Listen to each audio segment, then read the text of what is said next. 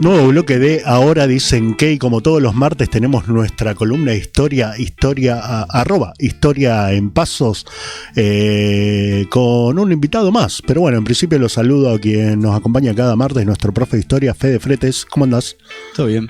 ¿Todo bien? ¿Sí? ¿Disfrutando de las vacaciones, profesor? Sí, descansando. Entiendo que son más largas. ¿Se levanta tarde?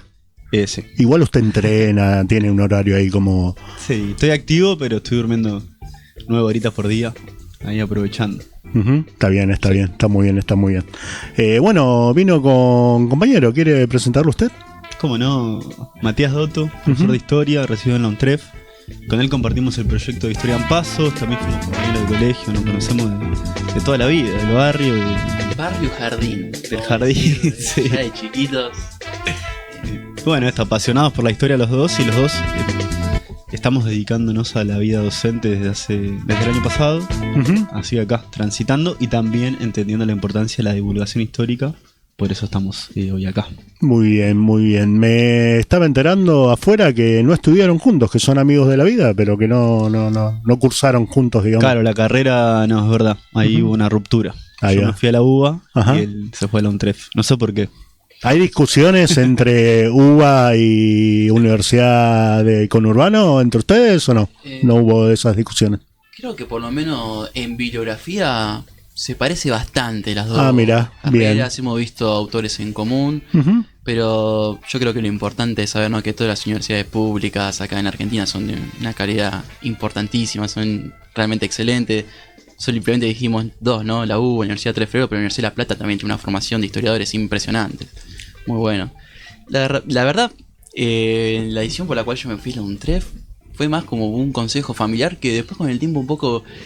A veces me arrepiento y a veces también lo agradezco mucho, porque es una universidad que tiene menos caudal de alumnos que la UBA misma, ¿no?, que la número uno, podemos decir acá, por lo menos en Buenos Aires. La UBA tiene mucha cantidad de alumnos, pero eso también te da la ventaja que, no sé, por ejemplo, en el aula levantaba 50 veces la mano para preguntar al profesor y me lo podía responder. Eran prácticamente clases individualizadas, muchas veces de 4 o 3 personas adentro de un aula y el profesor plenamente para uno. Pero Claro. no es como la diferencia quizás que hay entre la UBA y muchas otras del conurbano en, por ejemplo, economía, que la UBA es más es ortodoxa y las otras más heterodoxas. Quizás acá sería una más revisionista y las otras más la UBA más mitrista. No sé si hay esa diferencia. No, porque también hay diferencias de cátedras. No, por suerte la universidad en general, la pública por lo menos, está bastante democratizada, y dentro de las diferentes líneas uno puede elegir, ¿no?, qué mirada historiográfica elige la cátedra que ofrece la materia. Así como que no tenés solo una opción en una materia, siempre hay al menos 2 o 3, o por lo menos en la UBA pasa eso. Sí es cierto que es una universidad muy masiva y que a veces te perdés entre tanta gente, o quedás ahí como en la paradoja de entre tantos, quedás solo, ¿viste?, como medio perdido. Pero bueno, pudimos transitar, nos recibimos los dos y Aparte, acá estamos. En tiempo muy parecido. Casi Sí. por 2 o 3 meses de diferencia, creo, ¿no? Sí, aflojamos, porque vos dejaste, yo dejé en un momento. Cuesta la vida universitaria, es dura. Y sí, perdón, estaba ahí con el celu cerrando la entrevista hace un ratito. Chicos, bueno, hacemos una continuada, ¿no? Un poco de lo que veníamos transitando de esas épocas tranquilas, ¿no?, de la historia americana, ¿no? La vez pasada habíamos hablado de la guerra de la Triple Alianza, ¿no? Sí, de Mitre hablamos. Y de Mitre, obviamente, contextualizando un poco la Confederación y la batalla con Buenos Aires. ¿Con qué seguimos, Fede? Y vamos a seguir dentro del siglo XIX, que de vuelta es un siglo donde se empiezan a formar los estados nacionales en nuestra región, en Sudamérica, y a nivel mundial, o por lo menos en la historia occidental, es el auge de los nacionalismos y este fortalecimiento de los estados y de los ejércitos. Si estos nuevos estados que se van a formar tienen grandes gastos en presupuesto de guerra, de hecho es el gasto principal, y los ciudadanos también están movilizados para la batalla. En este contexto nosotros hablamos de la guerra de independencia, hablamos de las invasiones inglesas, hablamos de la guerra de la Triple Alianza, y para hoy elegimos la guerra del Pacífico. Bien. Sí, que es una guerra que va a involucrar a Chile en contra de una alianza que era entre Bolivia y Perú. Sí, Otra vez un país contra, en este caso no 3 sino 2. Contra 2, tal cual. Pero en este caso, a diferencia de lo que pasa con Paraguay, Chile gana, logra imponerse en esta guerra, ahora lo vamos a ver. Ahí trajimos unas imágenes, un mapita de la región que estaba puesta en conflicto, que hoy actualmente es el norte de Chile porque se quedaron con ese territorio. Ahí Bolivia pierde su salida al mar.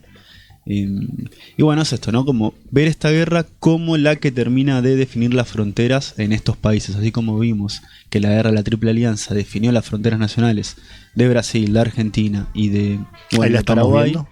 Para quienes están en YouTube, ahí están viendo el mapa en aquel momento, ¿no? Claro, la región que estaba en conflicto es la que está marcada ahí como con unas rayas, que termina quedando para el bando chileno. Otra cosa que hay que mencionar que es importante es que estos estados nacionales soberanos, que empiezan su historia a comienzos del siglo XIX, van a apelar al derecho colonial para decidir en dónde terminaban sus fronteras. Como que hay una búsqueda de decir, bueno, este territorio me pertenece porque nosotros éramos el virreinato del Alto Perú y llegaba hasta acá. Okay. Chile en este contexto no pertenecía ni al virreinato del Río de la Plata ni al del Alto Perú, sino que era una capitanía. Entonces ahora sí, ya pasando a la guerra y mencionando algunos antecedentes, tenemos que en la región que estaba en conflicto, en 1866, hubo un acuerdo entre Bolivia y Chile y declararon a esta zona como zona de beneficios mutuos. ¿Cuáles eran los beneficios o de qué productos? Principalmente del guano y del salitre. Sí, que son fertilizantes, y el salitre también se usa para la elaboración de pólvora, como hablábamos hace un rato. Después tenemos que a comienzos de los 70, en el 74, se termina de fijar una frontera definitiva entre Chile y Bolivia, en el paralelo 24, pero que también esta enmarcación de las fronteras implicaban también acuerdos comerciales que Bolivia decide romper. Sí, ahí es cuando empieza el conflicto directo entre Chile y Bolivia, y en este contexto de conflicto internacional entre Chile y Bolivia, Argentina comienza la llamada conquista del desierto, de la cual vamos a hablar la semana que viene. Perfecto, me encanta. Un tema que podemos enlazarlo. Así que bueno, Mati, si querés empezar ahí a desarrollar un poco. Bueno, gracias por el contexto, fue realmente muy claro. Es una guerra en la cual podemos arrancar y decir que se conocen. Los estados que van a pelear se conocen porque tiempo atrás nos ubicamos, contexto 1866, repito, 1866, participaron, ¿sí?, en alianza contra una nueva invasión que había sido en este caso un intento de reconquistar un auge colonial por parte de España, lo que se llamó la Guerra Hispano-Sudamericana. Okay. Es un... Que no son las batallas por la colonia, por la lucha de las independencias con España, ¿no? Esto para aclararlo. No, ya eso es un intento, es un manotazo dado, podemos decir, de una pequeña flotilla española, igual así todo bancado por el gobierno de España, que intentó, por una escaramuza civil que sucedió en Perú, que es de largo trabajo meternos ahí, pero podemos decir que por una escaramuza civil, va y toma justamente una serie de islas, que son las que contienen el guano, que es este fertilizante tan importante que es un recurso vital para el Perú. Bien. Ante esa acción, Ecuador, lo que va a ser también Perú, Bolivia y Chile, se unen en una confederación para luchar contra España en una guerra que tiene una duración de un año, prácticamente, donde hubo diferentes batallas, en donde altos almirantes de las fuerzas peruanas y chilenas, que eran las únicas que podían justamente pelear en el Pacífico, en las únicas que tenían poder naval, claro, pelearon en conjunto contra los españoles, lograron vencer ante ese conflicto. Así que estamos hablando acá de una... Tiempo más tarde estamos hablando, ¿no?, de estados que se pelearon entre sí, pero que se conocían. Los almirantes que pelearon en esa batalla luego van a estar en la Guerra del Pacífico enfrentados. Claro. Muy parecido a lo que fue la Guerra de Secesión en Estados Unidos, ¿no? Donde justamente los militares de la Confederación y de la Unión habían estudiado todos en la misma escuela. Claro. Entonces por eso eran también combates tan sangrientos, porque se conocían todas las tácticas, había que innovar. Y estamos también en un periodo, acá de vuelta en el tema del contexto, en donde tenemos ya un cambio y un avance tecnológico, ¿no? Tenemos una industrialización de la máquina de guerra. Estamos teniendo ya rifles automáticos, ¿sí?, que tiene también cargador no desde la culata y no de la parte de adelante. Tenemos armas que ya empiezan justamente a generar una gran cantidad de bajas. Por ejemplo, la Guerra de Secesión se inventa ya las campañas o los campamentos para los heridos, ¿no?, de lo mortífero que han sido esos conflictos. Esto se enmarca justamente dentro de ese contexto, ¿no? Guerra de Secesión, estamos hablando de 1860, esta batalla entre Confederación o esta unión de países sudamericanos contra España en 1866, un contexto ahí muy, muy cercano. Como bien dijo Fede, para arrancar a hablar un poquito también de esto de la guerra del Pacífico, por qué es que arranca exactamente, como todos los conflictos, creo que acá en esto vamos a ser bastante obvios, hay un trasfondo económico. De ella siempre hay un trasfondo económico. Acá hay dos recursos que son vitales, como también dijo Fede, ¿no? Y también se ha hablado un poquito acá en la previa, el salitre, ¿sí? Y el guano, utilizado para pólvora, ¿no? Y también estamos hablando de fertilizante. Lo que sucede es lo siguiente, ¿no? Que estos recursos se encuentran justamente en un área limítrofe, en constante disputa, porque como también dijo Fede anteriormente, no estaban claros los límites. Eso es lo que les iba a decir, ¿no? En la época colonial, en esa zona particularmente, como no había tanto interés en algunas cuestiones, no eran claros los límites, ¿no? Cada parte como que se asignaba ese territorio para sí mismo, pero tampoco sin tanto interés. Después sí, se complicó, ¿no? Se empezó a complicar. Son territorios ocupados por indígenas. Claro, entonces el Estado colonial nunca llegó a ejercer el control, y después los estados nacionales van a tardar años y van a tener que gastar estos recursos, personas que vayan a matar a esos indígenas. Claro, claro. Bueno, ese es en este contexto que se dan estas guerras de las que estamos hablando. ¿Sí? Lo que tenemos que, al año siguiente de esa batalla que pelearon juntos Ecuador, Chile, Bolivia y Perú, al año siguiente se empieza a demarcar ya bien la frontera de ese norte, o se intenta mediante un tratado definir, bueno, hasta qué parte llega lo que conocemos como Chile y hasta qué parte llega lo que conocemos como Bolivia. Pero, de vuelta, contexto. Esto que tiene un poco fascinante de historia, que también nos sirve como herramienta también de resistencia en el presente, donde todo es tan efímero, en donde es difícil imaginar las cosas de una forma más estable. En ese contexto sudamericano, Bolivia tenía salida al mar, ¿sí? Estamos hablando de una Bolivia que tenía salida al Pacífico, no muy poblada, pero tenía su salida. Esto está bueno para quien está del otro lado, ¿no? Uno capaz que ya lo sabe, pero Bolivia tenía salida al mar. No era un país mediterráneo, ¿no? Y una extensión bastante importante de costa, no era tampoco algo chiquito con puertos y demás, ¿no? Así que una locura. Claro, obviamente, ¿no? Las consecuencias de este conflicto van a llevar a este tema tan hablado en Bolivia, que es la el Mediterráneo para Bolivia, vamos a decir, claro. Me cuesta mucho decir la palabra. Esta salida al mar, esta soberanía que te da también poder tener tu espacio marítimo para poder comerciar con quien vos querés comerciar, los productos que vos querés hacer en el tiempo que vos lo querés lograr, ¿no? Para ese momento estamos hablando de un paralelo, ¿sí?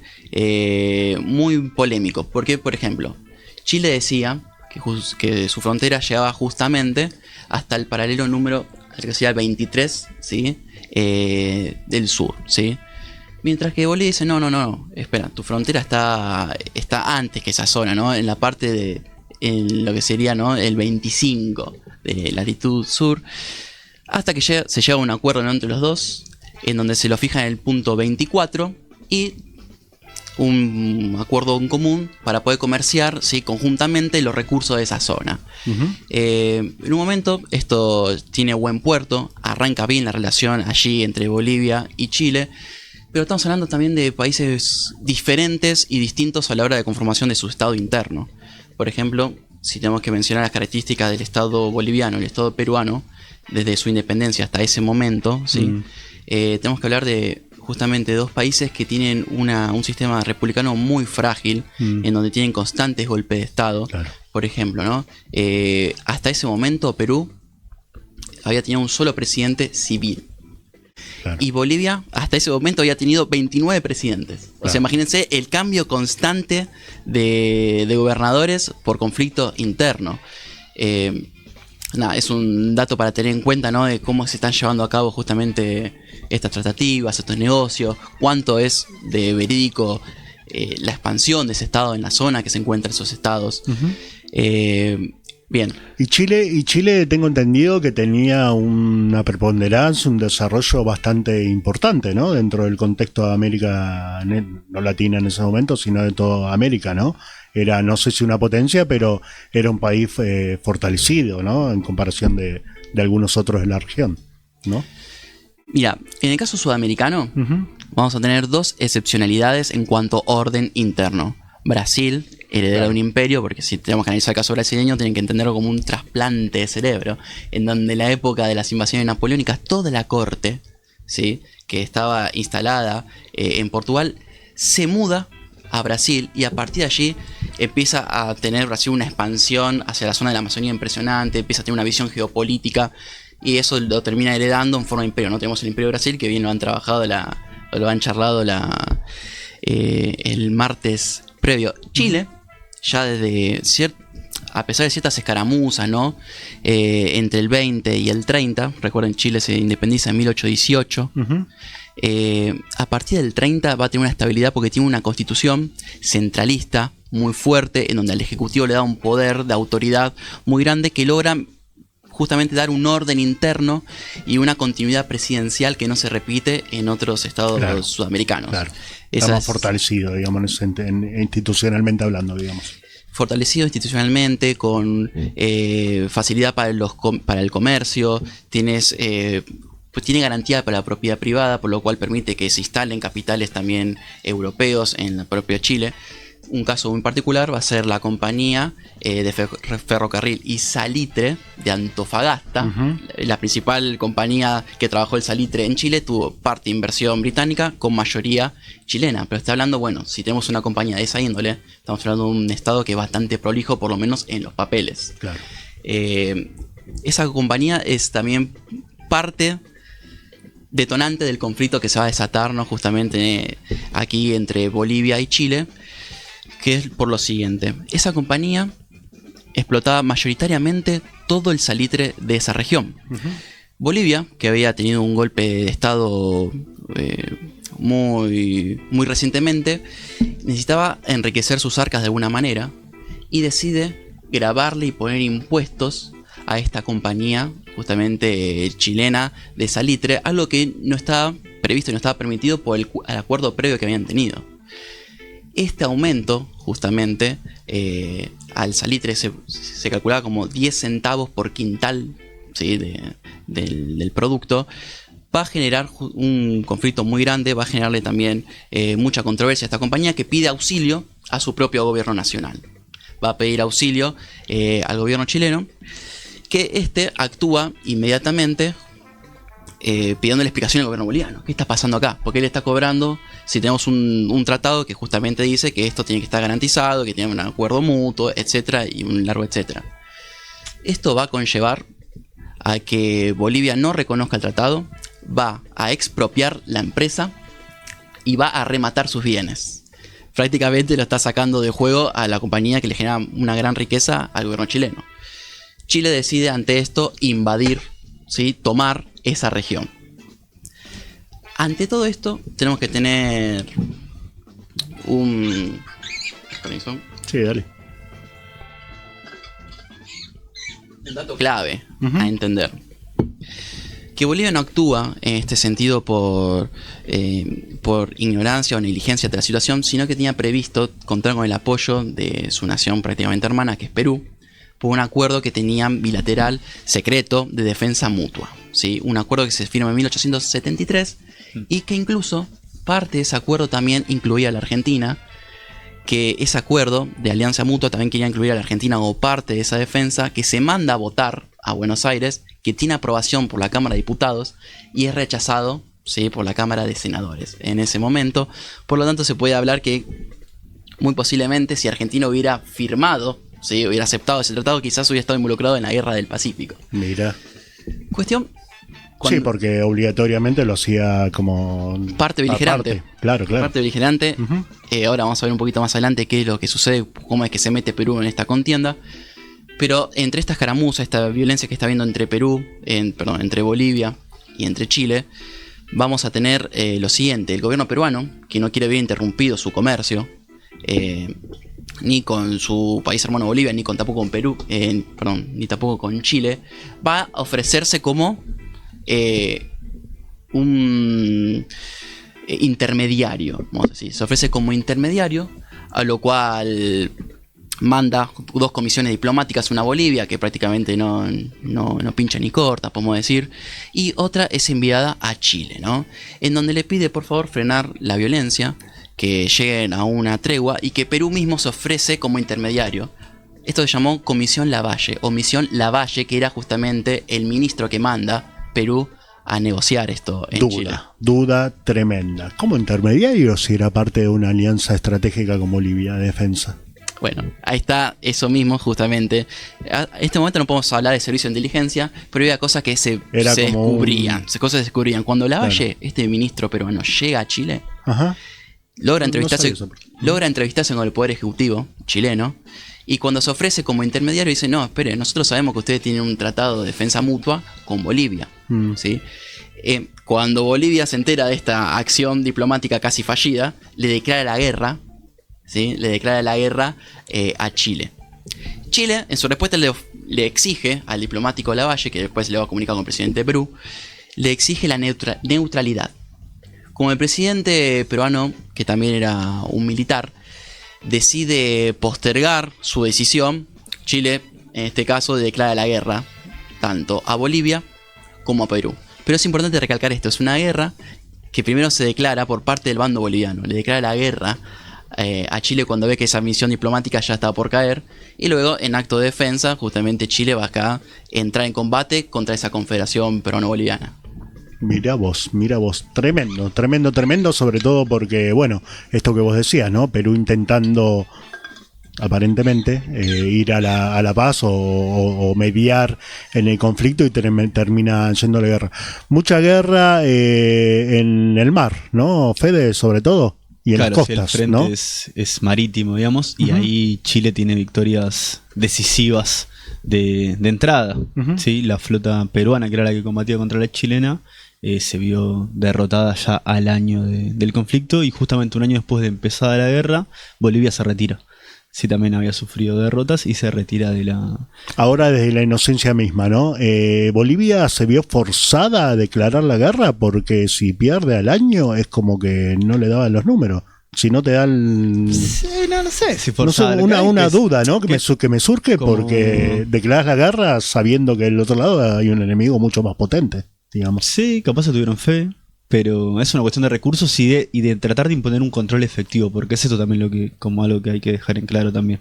No hay un control efectivo real de estos estados sobre todo el territorio nacional o todo el territorio que reclaman, sino que está en disputa. Entonces es eso, Chile fue decidido a tomar esa región y los bolivianos tuvieron que responder, y bueno, salieron perdiendo.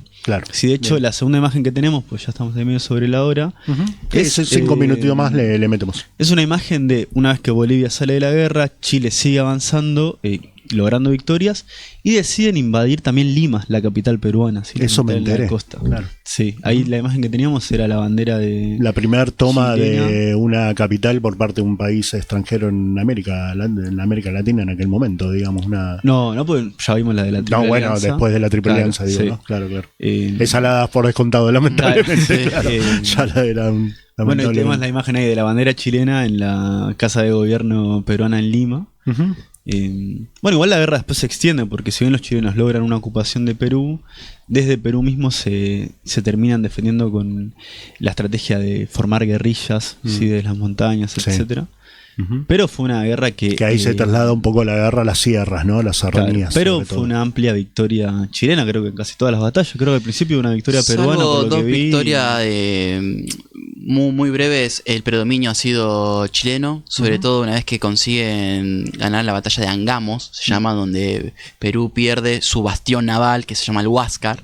Un monitor, un barco acorazado, que era como el barco insignia de la Armada Peruana, termina no solo perdiendo esa batalla, sino que ese barco es capturado y pasa al año a funcionar para las fuerzas chilenas, que empiezan a bombardear, ¿sí? Puertos, fortalezas, costeras.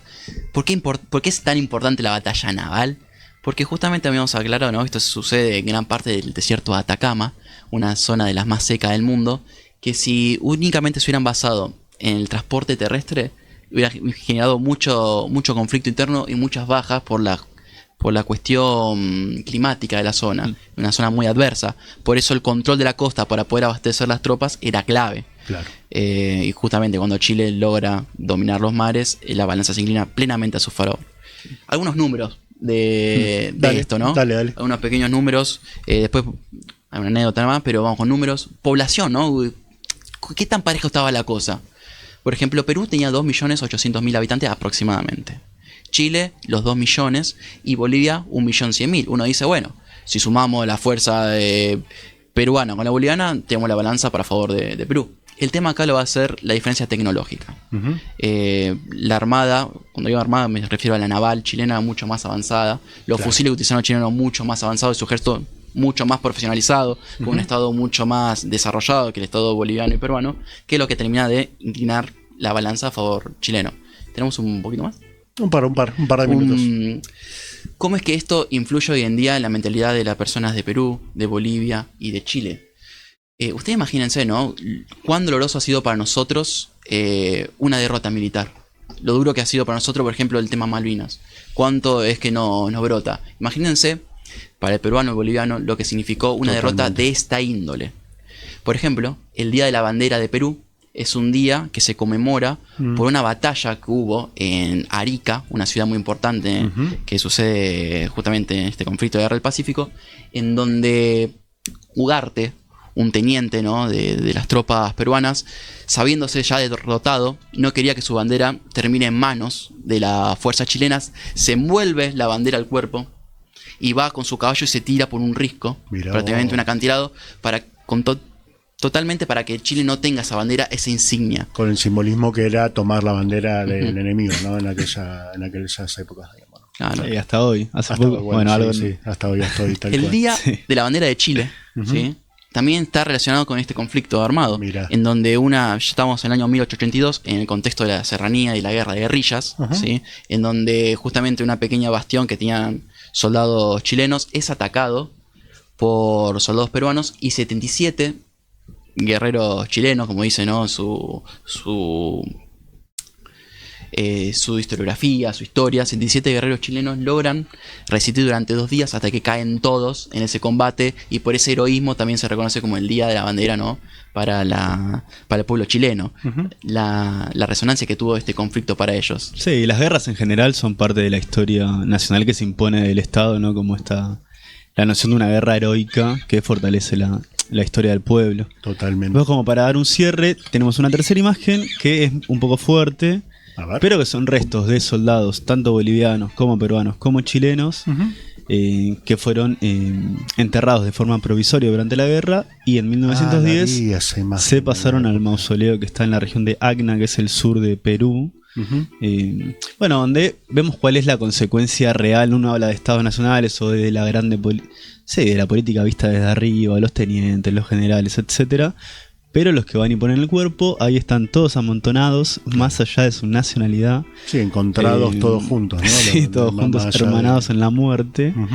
Pero bueno, fue una guerra de vuelta ya que hablamos de la Triple Alianza, es una guerra muy importante para definir la historia nacional de cada país y a su vez la frontera.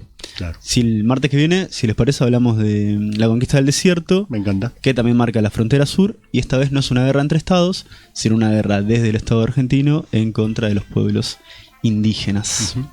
Me encantó la columna de hoy, se me fue como agua, la verdad. Nos pasamos unos cuantos minutos de lo que solemos acostumbrarnos, pero bien, Matías, gracias por estar. Algún datito ahí nada más, pero no para seguirla, pero yo porque soy humanija. Una de las grandes consecuencias también de la Guerra del Pacífico fue la primera gran guerra civil del Perú, ¿no? Claro, después entre dos divisiones, dos facciones ahí. Las batallas siguieron continuando, claramente. El martes que viene seguimos con el desierto, otro desierto. ¿Sí? Muchas gracias, Matías, por acercarte cuando quieras, invitado, si te deja acá el jefe de la columna. Federico Fretes, nuestro profe de historia, @historia en pasos. Vayan, síganlos a los compañeros que suelen subir ahí bastantes cuestiones vinculadas a la historia que nos atañe día a día.